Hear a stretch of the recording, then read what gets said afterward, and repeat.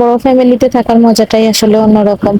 এখানে সবাই মিলেমিশে একসাথে থাকা যায়, কাজকর্ম থেকে শুরু করে খাওয়া দাওয়া সবকিছুই একসাথে করা যায়। তো আমরা ফ্যামিলির সবাই মিলে আজকে চিন্তা করছি কেউ আজকে আলাদা রান্না করব না, সবাই একসাথেই রান্না করব, একসাথেই খাবো। এজন্য আমরা মুরগি নিয়ে নিছি, মুরগি কেটে নিছি আগেই।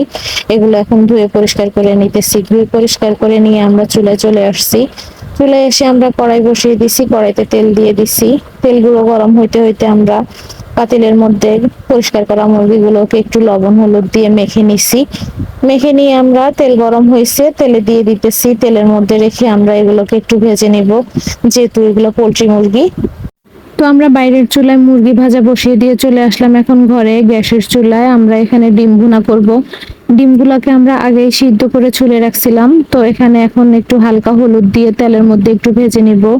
ডিমগুলা ভাজা শেষ হলে আমরা ডিমগুলাকে একটা বাটিতে তুলে নিব। ডিমগুলোকে একটা বাটিতে তুলে রাখছি। তুলে রেখে আমরা কড়াইতে তেল দিয়ে দিলাম। তেল দিয়ে এখানে একটু পেঁয়াজ কাঁচামরিচ গুলোকে ভেজে আদা রসুনের পেস্ট দিয়ে দিলাম। আদা রসুনের পেস্ট দিয়ে এখানে আবার হলুদ মরিচ সব ধরনের মশলা দিয়ে মশলাগুলোকে একটু কষিয়ে এরপরে আমরা এখানে ডিম দিয়ে দিব। ডিমগুলো প্রায় আমাদের রান্না শেষ হয়ে আসছে। এখন ডিমগুলোতে ধনিয়া পাতা দিয়ে ডিমগুলো নামিয়ে নিব। তো ডিম নামানো শেষ করে আমরা আবার বাইরের চুলা চলে যাব। বাইরের চুলা এখানে আবার আমরা হচ্ছে আজকে খিচুড়ি রান্না করব, ঝাল মুরগির মাংস রান্না করব আর খিচুড়ি রান্না করব, সাথে থাকবে অনেক আইটেমের ভর্তা। তো আমরা এখানে খিচুড়ি রান্না করার জন্য পেঁয়াজ কাঁচামরিচ তেলে ভেজে নিচ্ছি। তেলে ভেজে নিয়ে এখানে হলুদ মরিচ সব ধরনের মশলা দিয়ে আমরা মশলাগুলোকে ভাজা শেষ করে এখানে পোলাওয়ের চাল দিয়ে দিলাম। তো আমরা পোলাওয়ের চালগুলোকে একটু ভালো করে ভেজে নিব। ভালো করে যত ভাজবো পোলাওয়ের চালগুলা তত আমাদের খিচুড়ি রান্নাটা সুন্দর হবে। তো ভাজা শেষ করে আমরা এখানে পরিমাণ মতো পানি দিয়ে দিলাম। পানি দিয়ে আমরা কিছুক্ষণ চুলায় রাখছি। চুলায় রেখে আমরা এখন রান্নাটা কমপ্লিট করে ফেললাম। তো যাই হোক, ধনিয়া পাতা দিয়ে আমরা এখন পোলাও রান্নাটা নামিয়ে ফেলবো।